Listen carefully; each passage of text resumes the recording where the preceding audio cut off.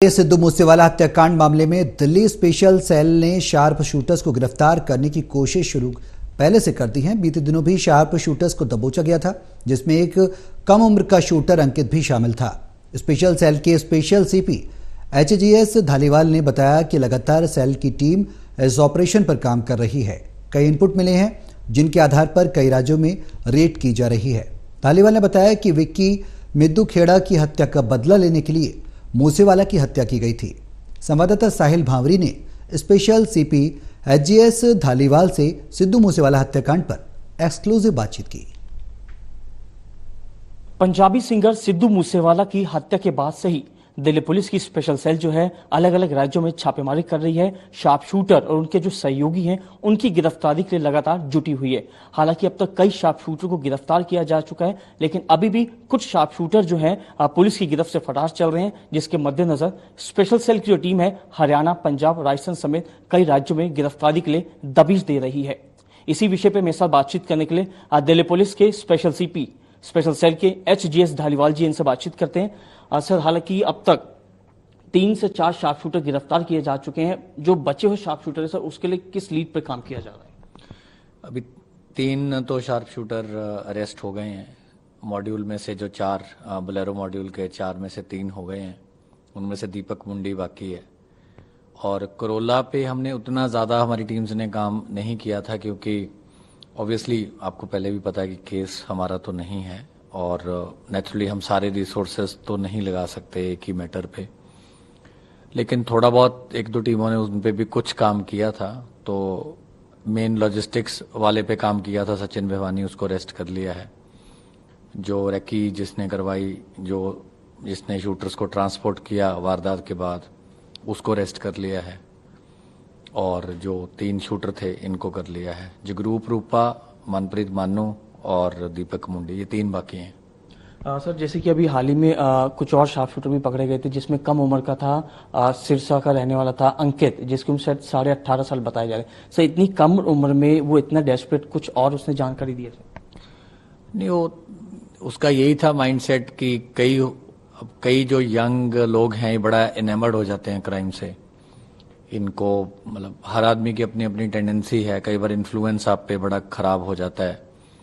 और young age में impressionable mind भी होता है कि ये प्रियव्रत फौजी के कांटेक्ट में था और इसको पता था फौजी जो है पुराना क्रिमिनल है, और इसको था कि मैं जल्द कुछ करूं और बड़ा करूं। और इसने वैसे तो अप्रैल में भी 2 जगह पता चला है कि इसने फायरिंग करी है, एक्सटॉर्शन भी करी है लॉरेंस बिश्नोई गैंग के कहने पे, लेकिन किलिंग इसकी शायद ये पहली थी। और इसको था कि मैं जो भी इसका क्रिमिनल की दुनिया में होता है कि वो अपना दिखाना चाहता है कि मैं वारदात जब कर रहा हूँ मैंने ये किया, तो उसी के चलते इसने काफ़ी पास जाके फायरिंग करी। दोनों हाथों से इसने वेपन फायर किया। सर, जो हत्या में आर्म्स इस्तेमाल किए गए थे, क्या वो किसी कंट्री से मंगाए गए थे या कुछ जानकारी कौन सी कंट्री से इतने जो हैवी वेपन्स थे? वो देखो, अभी डेफिनेट कुछ नहीं है, क्योंकि हमने पहले ही बताया कि हमें ये पता है कि प्रियव्रत फौजी को वो बैग हैंड ओवर हुआ था, फतेहाबाद में हुआ था, वारदात से तकरीबन 2 हफ्ते पहले हुआ था। और जो आदमी आया उसकी आइडेंटिटी इसको फौजी को नहीं पता, क्योंकि इनको बोला ही गया था कि इस जगह पे एक आदमी आएगा, बैग देगा। तो लेने और देने दोनों को मना किया गया था कि एक दूसरे का नहीं पूछेंगे, तो उसके पीछे हम नहीं जा पाए। सर, शुरुआती इन्वेस्टिगेशन में देखा गया था कि जो बदमाश थे उनके पास पंजाब पुलिस की वर्दी भी मिली थी, और ये भी जानकारी थी कि शायद मारने के लिए सिद्धू मूसेवाला लड़कियों का भी इस्तेमाल किया जाएगा। नहीं, इनका एक प्लान था जिसमें एक अमृतसर तरनतारन साइड के 3 लड़के इनको आके पहले आए भी थे, वर्दियां भी लेके आए थे, और नेम प्लेट नहीं थी बाई चांस इनके पास। इनको नहीं ध्यान में आया होगा क्योंकि ये कोई जेन्युइन पुलिस वाले तो है नहीं। तो जब इन्होंने देखा वर्दी तो फिट आ रही थी, लेकिन इन्होंने देखा कि नेम प्लेट के बिना अगर अटेम्प्ट करेंगे घर में घुसने की, तो उनके पास भी कुछ सिक्योरिटी थी सिद्धू मूसेवाला के पास, कि जेन्युइन पुलिस वाले पहचान लेंगे बिना नेम प्लेट के, तो नॉर्मली पुलिस यूनिफॉर्म कोई नहीं पहनता।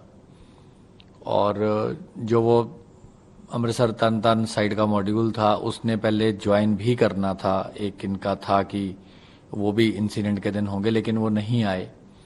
तो तब इनका था एक लड़की को भी कवर के रूप में इन्होंने यूज़ करना था, क्योंकि होता क्या नॉर्मली आपके साथ अगर महिला है गाड़ी में तो कई बार आपको इतना ज़्यादा चेक नहीं करते, थोड़ी प्रेजेंस इनकी कैमोफ्लाज हो सकती थी, पर वो अल्टीमेटली हुआ नहीं। सर जिस तरह से मूसेवाले की हत्या की गई है तो सर इसके पीछे की असल वजह पता चल पाई? क्योंकि कई बातें आ रही हैं कि पुरानी रंजिश थी या कोई गाने को लेकर बातचीत हुई थी, मतलब इनसे इंटेरोगेशन किया गया, मतलब किस मोटिव को लेकर बेरहमी से मारा? देखो, मिसअंडरस्टैंडिंग्स तो बहुत सारी हैं और कुछ चीज़ें पंजाबी म्यूज़िक से कनेक्टेड हैं, कुछ चीज़ें और मल्टीपल फैक्टर्स हैं इसमें, बट वो माइनर टाइप के हैं, वो मिसअंडरस्टैंडिंग ज़्यादा है। लेकिन जो एक मेजर इंसिडेंट था जिसके कारण इनको बहुत ज़्यादा मिसअंडरस्टैंडिंग हुई, जिसके कारण उसके बाद इन्होंने सिद्धू मूसेवाला को बहुत ज़्यादा टारगेट किया, वो विक्की मिड्डू खेड़ा की किलिंग थी। क्योंकि इनको ऐसा इम्प्रेशन था कि उनके मैनेजर का रोल काफ़ी आया, शूटर्स को रिसीव किया, उसने ठहराया, घर दिखाया, फेसबुक पे फ़ोटो दिखाई, काफ़ी सारी चीज़ें मीडिया में भी आई थी। तो इनके गैंग को ये था कि जो इनके मैनेजर ने इतना रोल प्ले किया है, तो इन्हें लगता था कि भाई वो उनके करीब हैं, सिद्धू के बहुत करीब हैं। लेकिन सिद्धू मूसेवाला का खुद का कुछ ऐसा नहीं आया कि उनका कोई डायरेक्ट रोल था, तो मिसअंडरस्टैंडिंग और ये ज़्यादा लग रही है। सर पंजाब के मानसा में मूसेवाला की हत्या की गई थी, पंजाब का मामला है, पंजाब का केस चल रहा है, लेकिन दिल्ली पुलिस की स्पेशल सेल जो शुरुआत से ही गैंगस्टर्स और बदमाशों पे काम कर रही है, तो इसमें भी काफ़ी जो है स्पेशल सेल की टीम जो कई जो मिशन उनको ब्रेक कर चुकी है। नहीं, स्पेशल सेल का तो देखो फोकस रहता ही है, अगर कोई बड़ा क्राइम है और एंटी टेरर एंगल है, सेल का तो मैंडेट है। और ख़ास तौर पे जो नॉर्थ इंडिया में होता है वो हम कोशिश करते हैं, कोई भी बड़ा क्राइम होता है तो हम देखते हैं कि इसकी क्या रिपरकशन कोई राजधानी के लिए हो सकती है, या कोई ऐसा लिंक हो सकता है जिससे फ्यूचर में यहाँ वनरेबिलिटी हो। तो हमारा ये टारगेट है कि हम जितना प्रोएक्टिवली रिएक्ट करेंगे फ्यूचर के लिए, तो उसमें उतना ही प्रिवेंट किया जा सकता है। अब 100% तो क्राइम नहीं रुक सकता, लेकिन जितना हम बाहर रीच आउट करेंगे और एक्शन करेंगे उतना हम महफूज रख सकते हैं। सर सोर्सेज बता रहे थे कि इन सभी शूटर्स को कुल मिला के 1 करोड़ के आसपास की नकदी भेजी गई थी, ऐसा कुछ आया सर? नहीं, ऐसा इतना कोई अमाउंट नहीं आया, कोई 1,50,000 जैसे इनको मिला ठहरने के लिए। गाड़ियाँ देखो, मेन इनका क्या कॉस्ट थी, वेपन इनको आ गए, वहाँ ऑलरेडी पैसे दे के ही कहीं प्रोक्योर हुए हैं, उसमें कई सारी नंबर्स आए हैं, बड़ा अमाउंट भी हो सकता है, उसमें 15-20 लाख का भी जिक्र आया है। लेकिन क्योंकि हमें एग्जैक्ट नहीं पता कहाँ से आए हैं और कितनी देर पहले खरीदे गए हैं, ये नहीं पता। गाड़ियाँ तो इन्होंने बहुत यूज़ करी हैं, 2 तो वारदात में थी, फिर पहले बैकअप व्हीकल थे, वो सारी इनको आती रही हैं, कुछ इन्होंने लूटी हुई हैं, कुछ चोरी की हैं, कुछ इनके साथियों ने प्रोवाइड करी हैं।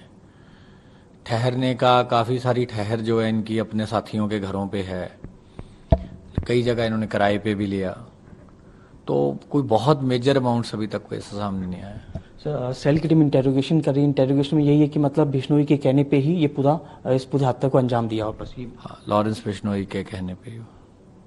सर जो अब बाकी शार्प शूटर बचे हुए हैं, सेल की टीम उन पर किस तरह से काम कर रही है?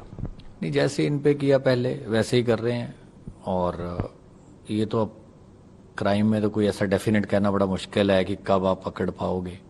जो पहले 2 पकड़े गए शूटर वो 3 हफ्ते बाद पकड़े गए, ये नेक्स्ट शूटर जो था और लॉजिस्टिक वाला था ये 2 हफ्ते और लगे। तो वो तो हमें कोई ब्रेक थ्रू मिलने में 2 दिन में मिल जाए, ना मिलने 2 महीने ना मिले, तो कहना मुश्किल है। क्योंकि सर मेन जो ऑपरेटर है वो गोल्डी बरार है जो विदेश में छिपा हुआ है, तो कहीं ना कहीं दिल्ली में भी गोल्डी बरार के ऊपर कुछ ऐसा मुकदमा है या कुछ लिंकेज है? कुछ नाम पहले आता है। देखो क्या है कि जिसका नाम थोड़ा क्राइम में हो जाता है, लोग उसके नाम पे बहुत सारी चीजें करते हैं। हो सकता है जिसका नाम हो उसने खुद ना भी किया हो वो चीज, लेकिन पंजाब में तो उस पे केस हैं और पंजाब ने आरसीएन अपना मूव किया हुआ है, तो पंजाब पुलिस उस पर कार्रवाई कर रही है। लेकिन सर सेल की कुछ टीम है जो कहीं ना कहीं इस पे काम कर रही है गोल्डी बरार को लेके, ये पंजाब पुलिस के हाथ में? नहीं, वो देखो मेन एक्यूज उनके केस में है, तो वो फिर एक अभी हमारे कोई ऐसा एक्टिव केस भी नहीं है जिसमें कोई एक्टिव रोल करके कोई क्राइम अभी फिलहाल करवाया हो जिसमें बहुत एक्टिवली किसी की कोई वांटेड हो। तो जब हमारे आएगा तब हम देखेंगे। सर फिलहाल अभी जो लॉरेंस बिश्नोई है वो पंजाब पुलिस की कस्टडी में इंटरोगेट है, तो कहीं ना कहीं दिल्ली में भी उसे दोबारा बुला के सेल की टीम इंटरोगेट कर सकती है।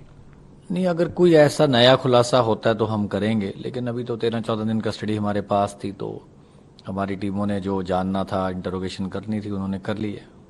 मेरा आखिरी सवाल, जिस तरह से सर पंजाब में इस हत्याकांड को अंजाम दिया गया, कहने के जो गैंगस्टर्स हैं वो आपस में फिर से गैंगवादी के लिए एक्टिव हो चुके हैं कई स्टेट्स में।